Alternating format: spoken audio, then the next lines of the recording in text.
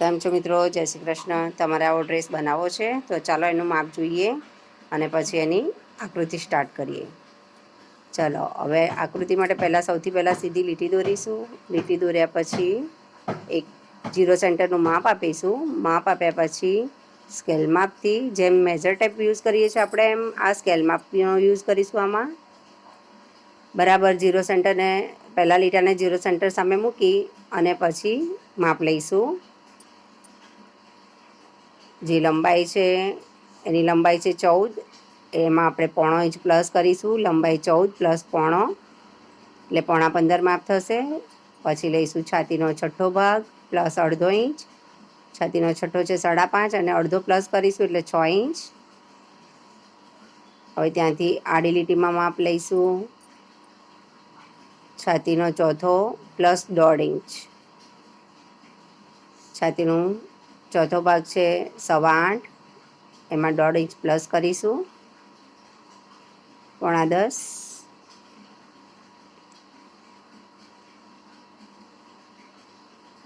કોઠામાં બહુ પહોળાઈ વધારે માપ નથી રાખ્યું એક્સ્ટ્રા. ગળું ડીપ છે એટલે કમ્પ્લીટ થઈ જાય છે ફિટિંગ. હવે નીચે લઈશું કમરનો ચોથો ભાગ વત્તા 1.5 ઇંચ.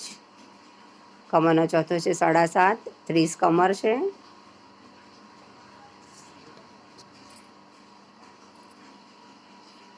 હવે લાઈનને જોડી દઈશું પોઈન્ટ સાથે, બધી જ લાઈનોને. હવે ઉપર લઈશું શોલ્ડરનું માપ. મિત્રો શોલ્ડર આગળ પાછળનો અલગ અલગ રાખવામાં આવ્યો છે. ગળું ડીપ હોવાથી પાછળનો શોલ્ડર 10 છે. 10ના અડધા થશે 5.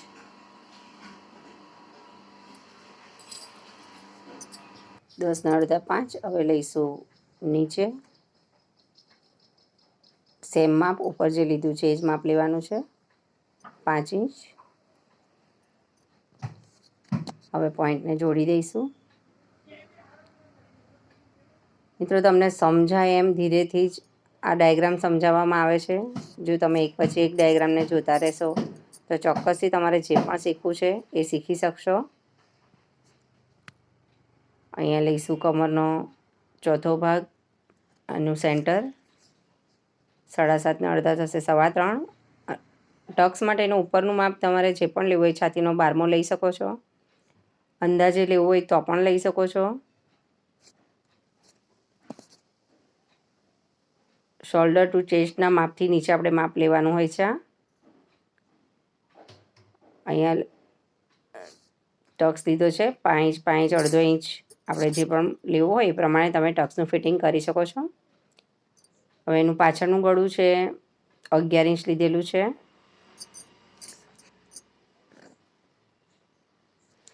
સાઈડમાંથી 2 ઇંચ પહોળાઈ લીધી છે ગળાની.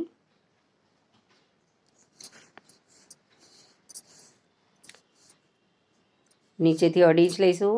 સોરી મિત્રો, પાછળ મેં ટક્સ નથી લીધેલો. એ ફ્રોકમાં અમે ટક્સ નથી લીધો એટલે આપણે કેન્સલ કર્યો છે આમાંથી. ઉપર 2 ઇંચ ગળાની પહોળાઈ લેવાની છે તો નીચે આપણે 2.5 ઇંચ ગળાની પહોળાઈ લઈશું.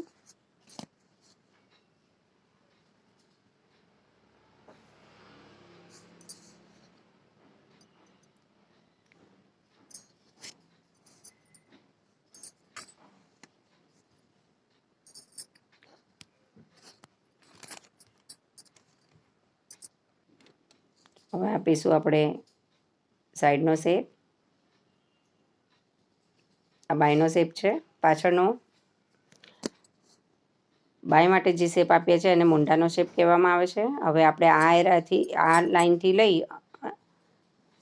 આ લાઈનો તમને એમ જ બતાવવામાં આવે છે એરો બતાવવા માટે કે ક્યાંથી આપણે કેટલું માપ લેવું. ઉપરથી આ નીચે સુધી આપણે જે માપ લીધું છે એ આ એરાની અંદર લખીશું. અહીંયા જે આપણે છાતીનો છઠ્ઠો પ્લસ અડધું લીધું છે એ માપ લખીશું. મિત્રો એરાનું કોઈ માપ નથી, ખાલી તમારે ક્યાંથી ક્યાં કેટલું માપ લેવું છે એની માટે જ એરો છે.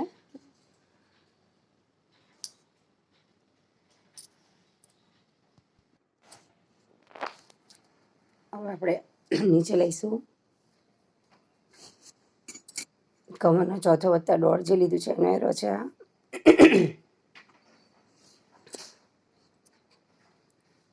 શોલ્ડરનું માપ લઈશું.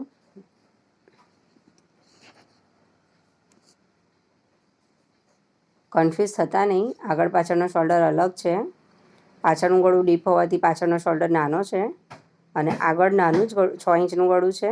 અહીંયા લખીશું આપણે કમર લંબાઈ પ્લસ 0.5 ઇંચ, જે આપણે કોઠાની લંબાઈ છે.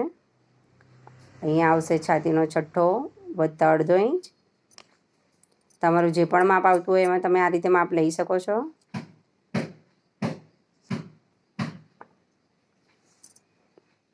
અહીંયા લઈશું આપણે છાતીનો ચોથો ભાગ વત્તા 1.5 ઇંચ. ક્યારેક બોલવામાં આગળ પાછળ થાય, પ્લસ માઇનસ વત્તા એવું થઈ જાય છે, માફ કરજો, સમજી લેજો. અહીંયા લઈશું આપણે કમરનો ચોથો વત્તા 1.5 ઇંચ. નીચે આવશે 2.5 ઇંચનું ગળાની પહોળાઈ, ઉપર 2 ઇંચ ગળાની પહોળાઈ છે અને ગળાની લંબાઈ છે 11 ઇંચ.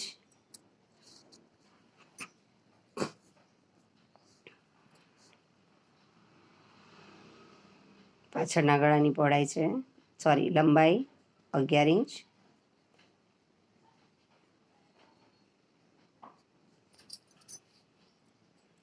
સિલાઈનું અંદર પ્લસ કરી દેવું. શોલ્ડરનો બીજો ભાગ, એમાં કોઈ પ્લસ માઇનસ કરવાનું નથી. આ છે આપણો પાછળનો ભાગ. હવે તૈયાર થઈ ગયો છે. આપણે શોલ્ડર ડાઉન પણ નથી કરવાનો. આ ખૂણેથી જે આ ખૂણે એરો બતાવવામાં છે એનું મૂંઢાનું માપ કહેવામાં આવે છે ને. હવે અમે આગળ માટે આ કોઠો થોડો તૈયાર રાખ્યો છે. જેમ પાછળ હતું એમ જ કમર ઊંચાઈ પ્લસ 0.5 ઇંચ કરવાનો છે, છાતીનો છઠ્ઠો પ્લસ 1/2 ઇંચ કરવાનો છે. માપ સેમ જ છે, ખાલી શોલ્ડરમાં ફરક આવશે. અહીંયા લઈશું આપણે છાતીનો ચોથો પ્લસ 1.5 ઇંચ. નીચે આવશે કમરનો ચોથો વત્તા 1.5 ઇંચ વત્તા પ્લસ જે પણ કહો એ. ઉપર આવશે શોલ્ડરનો બીજો ભાગ. આપણે આગળના ભાગનો શોલ્ડર લીધો છે 12 ઇંચ, એટલે આપણો 1/2 ઇંચ એનો ભાગ થશે 6. સેમ એ નીચે જ લઈશું માપ.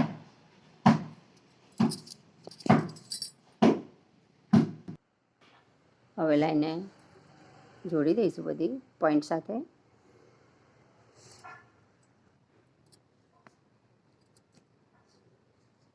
હવે આપણે પાછળનો જે શોલ્ડર હતો એની આ જે માપ હતું એને આપણે માપી લેવાનું છે અને જે એમાં હોય એ જ માપ આપણે અહીંયા લઈશું. પાછળના ભાગમાં છે 3 ઇંચ, તો આપણે અહીંયા આ સાઈડથી 3 ઇંચ માપ લઈશું. બાકી વચ્ચે ગળું ગણાશે. ગળું પણ આપણું 3 જ ઇંચ બચ્યું છે. તો હવે જે ગળાનું માપ છે એ નીચે પણ લઈશું. એની ગળાની લંબાઈ પણ એ ડ્રેસમાં 6 ઇંચ જ છે અને આપણું મૂંઢાનું માપ જે લીધું છે એ પણ 6 જ છે, એટલે બીજી લાઈન આમાં આવશે નહીં. આપણી જે છાતી લાઈન છે એના પર જ ગળાનું લાઈન આવે છે. હવે અહીંયા આપણે આપીશું આગળનો શેપ.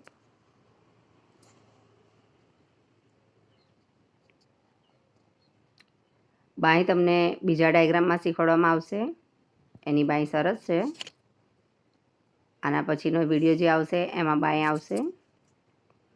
વિડીયો ખૂબ લાંબો થઈ જાય છે એટલા માટે બાંય અલગથી બતાવીશું. હવે અહીંયા લેવાનું છે આપણે ટક્સ લેવાનો છે આગળના ભાગે, એટલે આપણે જે કમરનો ચોથો ભાગ છે 7.5 એના સેન્ટર કરીશું 3.25 અને ઉપર આ લઈશું 4 ઇંચ.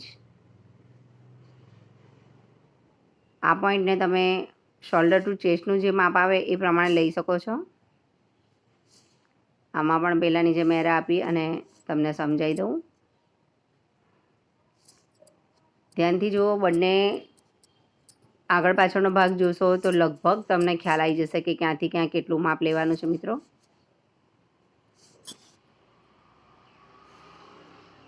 કોશિશ ચોક્કસથી કરજો તમે આવું શીખવાની.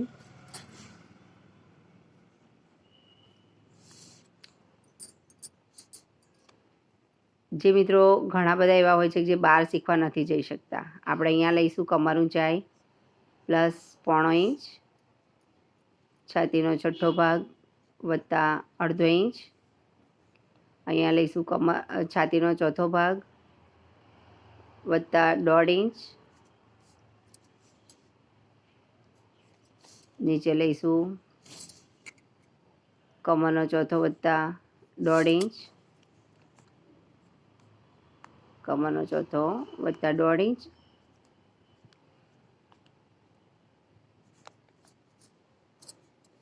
હવે જે ટક્સ માટે આપણે માપ છોડ્યું છે, ટક્સ લીધો છે એની માટે માપ નથી છોડ્યું, તો આપણે અહીંયા માપ છોડી દઈશું ટક્સનું.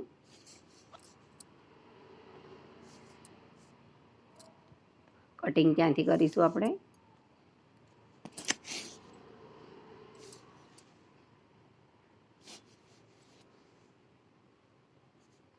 આગળનો શોલ્ડર મોટો એટલે રાખવામાં આવે છે કે જેથી ગળું આપણું સાંકડું ન થઈ જાય આગળથી. આ રીતે પણ તમે કરી જ શકો.